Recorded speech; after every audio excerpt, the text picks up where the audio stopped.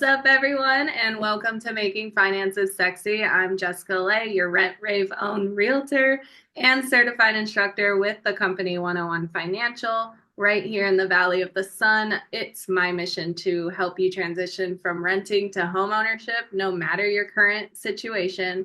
I'm here to be your personal finance coach and first-time home buyer specialist. And with me, the lovely Rose Short. What's up, guys? Rose here, aka the Red Queen. Come down the rabbit hole with me. I am a realtor here in the Phoenix Valley, as well as CEO of Critical Luxury and a financial consultant. It's my mission to help you build multiple income streams, build that life you love, and just overall enjoy what you do. Woo! And today I'm excited to get into financial red flags in relationships and what to look for. Money issues are one of the leading causes of stress in relationships, hands down. It's also the biggest stress in our individual relationship, Yeah. Recognizing red flags early can save you from any financial turmoil and emotional stress.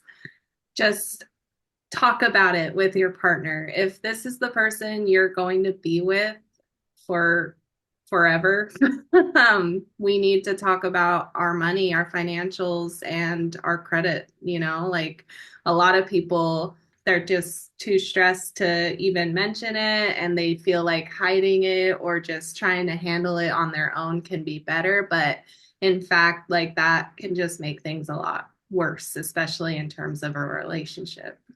Yeah.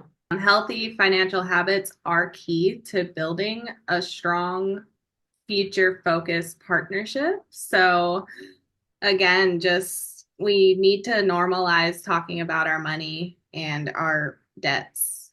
And that's why I'm so passionate about this personal finance space because, again, a lot of people don't.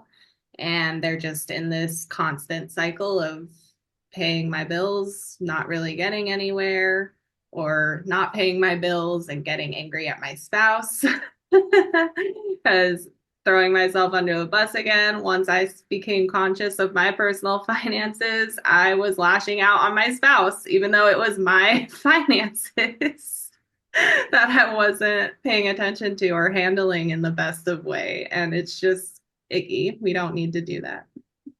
Yeah. We like to think that, credit and whatnot doesn't matter when you're in a relationship, but it really does from a perspective of like if you're in a state that does not allow, so like in Arizona, if you're married, both of you have to be on the loan. And if one of you has bad credit or has declared, not necessarily declared bankruptcy, but maybe defaulted on a loan, even if the loan was forgiven, like that can still come back up. And so, is credit a reason not to marry someone? Well, depending on your goals, yes, because it could severely cripple your buying power. And that's kind of from a personal perspective. And I know it sounds terrible, but again, if you're trying to build a business or build a life or and have those things, you don't want to cripple your buying power just by tying it to somebody who doesn't have as much buying power as you. So there's ways obviously to get around that. You can add them as authorized user to your stuff and like build their credit up that way. But it is super important to pay attention to because again, we like to think it doesn't matter, but now that most places require good credit to even rent to, let alone buy, it's a big conversation that needs to be had. Definitely. And some common financial red flags to watch out for. First is secret spending or hidden debt. If your partner hides any purchases or debts, it can erode that trust and financial strain because if you're not telling me about your debt or hiding it, what else are you hiding from me? Like it doesn't have to be the financials, it could stem off into a lot of other areas of life. And trust is the biggest thing that we require in a relationship, right? So Yeah. definitely if you find out your significant other spouse is hiding any debt, you want to have that conversation. And if it doesn't go well, then rethink your relationship. Yeah.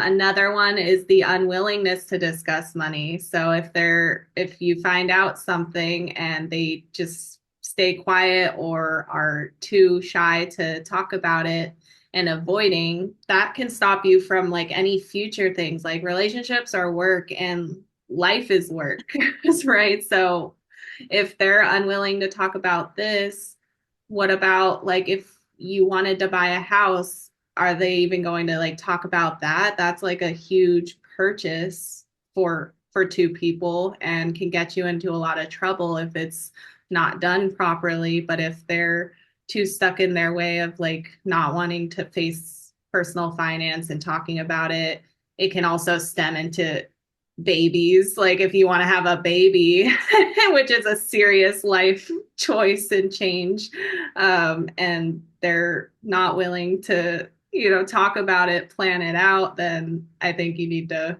rethink some things as well. Yeah, it could definitely be a sign of like a hidden gambling addiction as well. Like there's so many reasons that people might be unwilling to discuss that can be really detrimental. Yeah, we need to remove shaming from the conversation too. Like, if somebody did have an addiction or if they are in a poor financial state, like, as long as you come from a place of sort of understanding and not just totally destroying them for it, because we're humans, we are all having this human experience, and shaming somebody doesn't work. So just be open and honest, and it usually goes pretty well that way, and then you can work on that game plan to get the relationship to a better spot. So living beyond their means. If your partner is constantly overspending, using credit recklessly, or always needing to borrow, that can indicate a lack of financial discipline and needs to be stopped. Because Yeah. now you're just draining your financials for another person, and that is a huge red flag. They need to have their own discipline to manage their money effectively and not take yours, especially if you have goals and stuff in mind. Like, definitely have that conversation with your partner if they're constantly borrowing money and not sure why. Yeah. Especially like, I don't really, the whole breadwinner conversation, I think, is starting to die, which is good because it doesn't really matter. It shouldn't matter who makes more, right? Um, it just matters what the relationship looks like. And so I think having the ability to make sure that your finances are separated or that one person is managing them, but that conversation is being had really takes out the stress of like, well, I make more money than him or I make more money than you, so or her, or whatever it is, right? And that can be a big change because then you're both viewing the partnership as a partnership and not as like your secondary because you make less money. Definitely. Yeah, either that way, or I always encourage independent financial planning, even in the relationship, but like still doing things together. That's how Kalani and I do it. Like, we have our own set plans, incomes, debts, goals, but we openly share it with each other, and we help each other wherever we can and split, the big things like the home, and like it's so much better that way, and it makes you both responsible and accountable.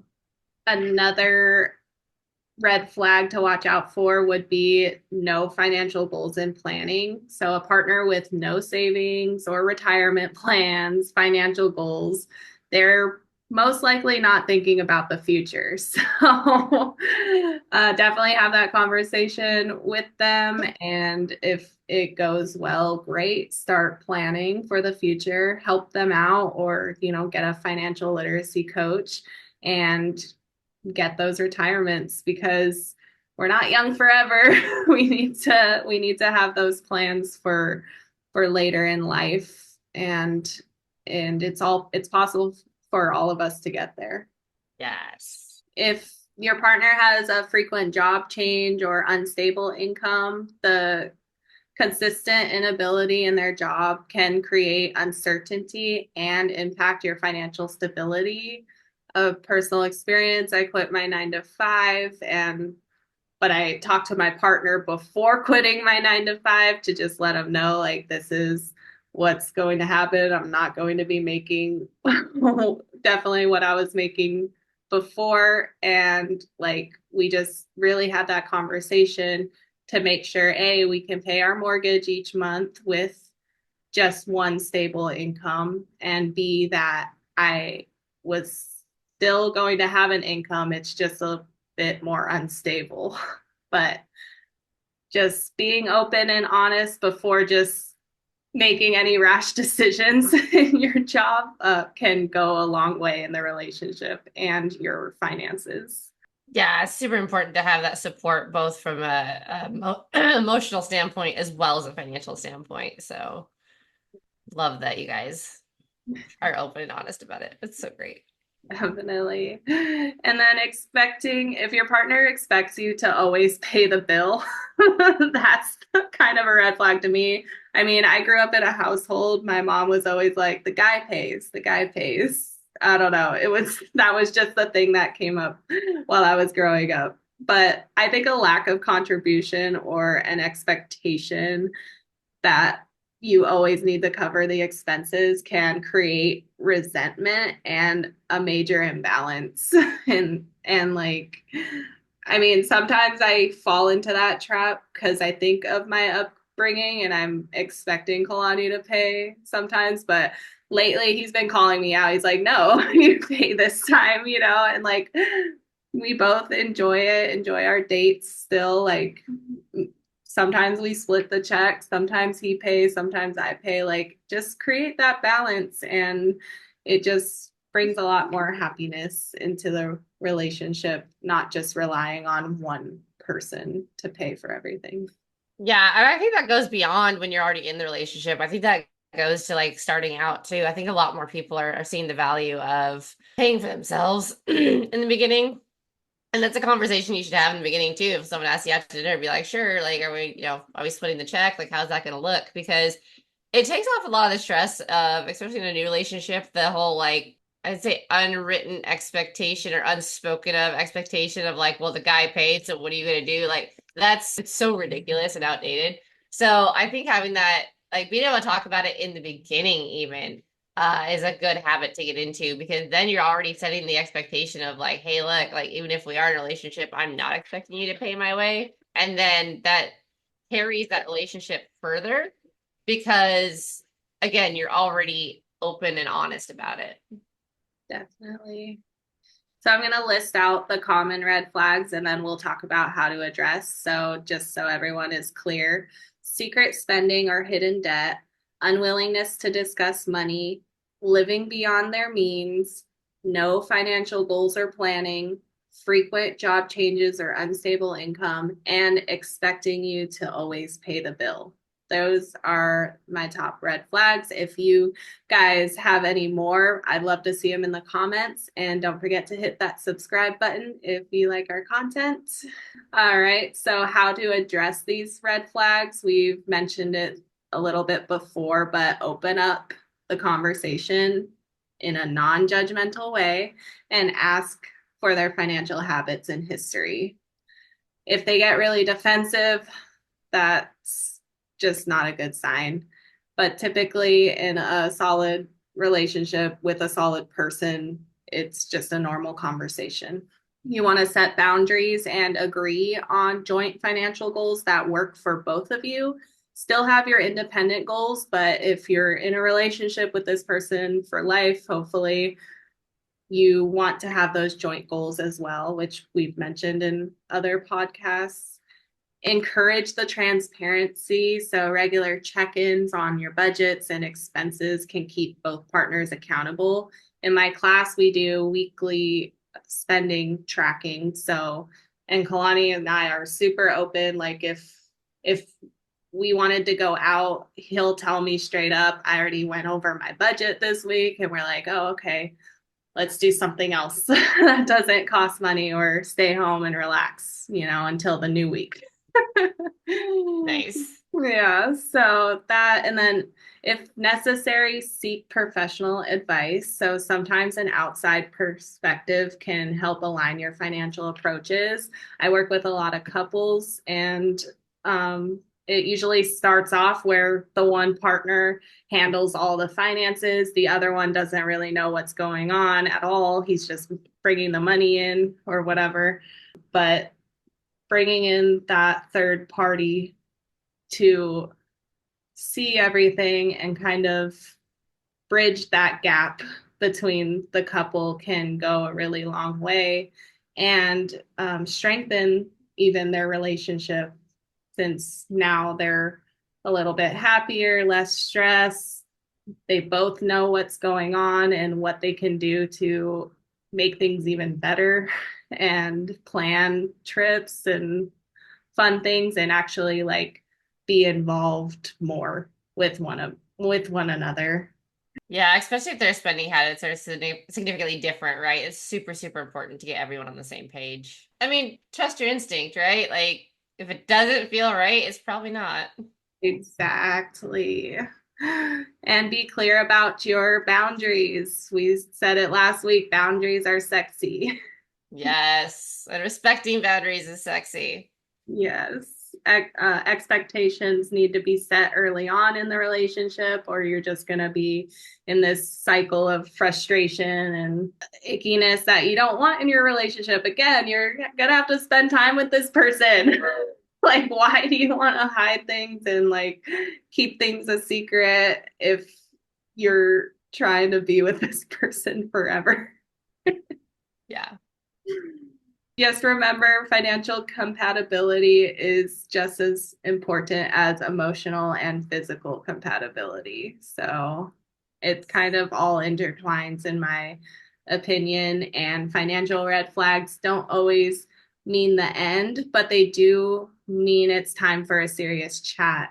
Spotting the issues early can help you both get on the same page and work towards that healthier financial future together. And that's pretty much all I got. Love it. So I challenge everyone to definitely, if you're in a relationship or even with your family, just start talking about what's going on, what bills you got, what you if you want to learn to budget, like I am all for money talks. So let's normalize it and make it more comfortable.